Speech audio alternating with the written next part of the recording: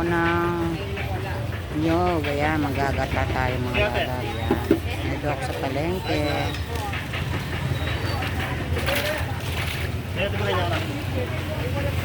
Ang daming tao kasi All Saints Day ngayon.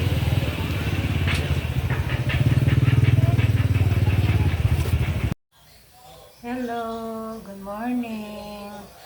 Kumusta na kayo? Happy Easter po. Today is Friday. Ayan. Araw ng mga undas po ngayon. Nakapunta na po kayo sa inyong mga mahal sa buhay.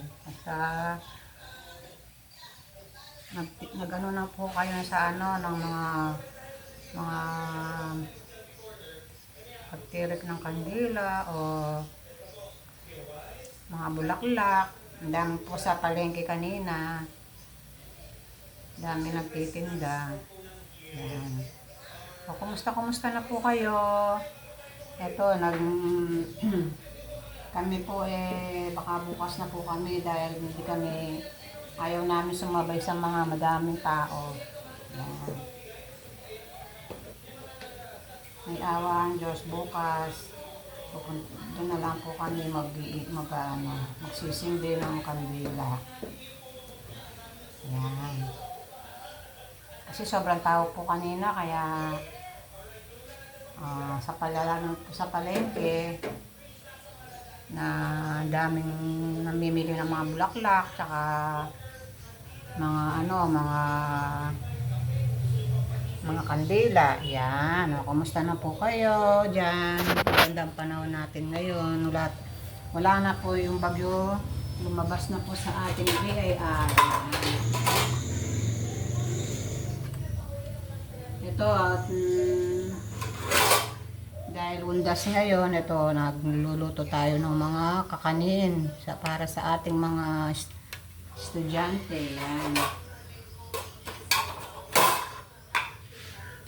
Naisipan ko itong magluto po ng itong mga kakanin para may pagsalu-saluhan dito sa bahay.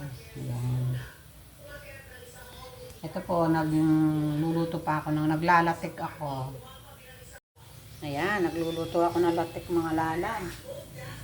Para pang ano natin dun sa ating nilulutong kakanin. Yan.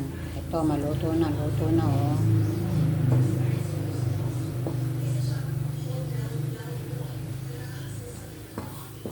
Nagpaano ako kanina ng 2 niyog. Yan. Yan para gagawa tayo dito mga parang malagkit mga lalap yung ating malagkit yung ating iluluto.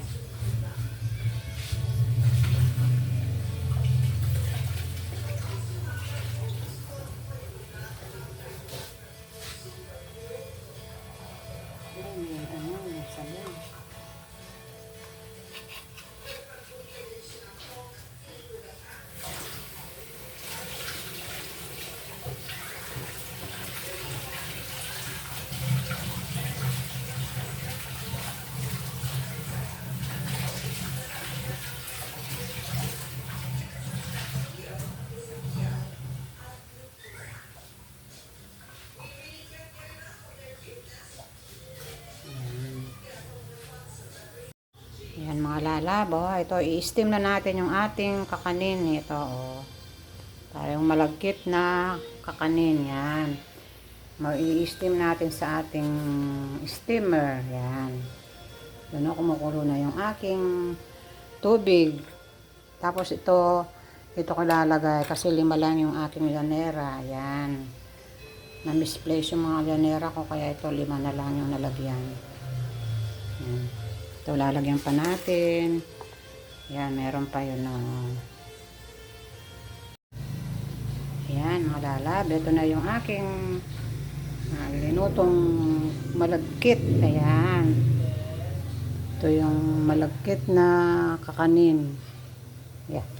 Yan, nilagyan ko na ng star margarine, tsaka yung ating nilutong latik. Yan. O, diba mga lalap?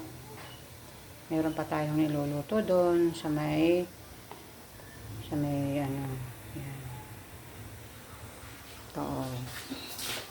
Ito pa yung ating niluluto dito sa ating steamer. Yan. Yan ang ating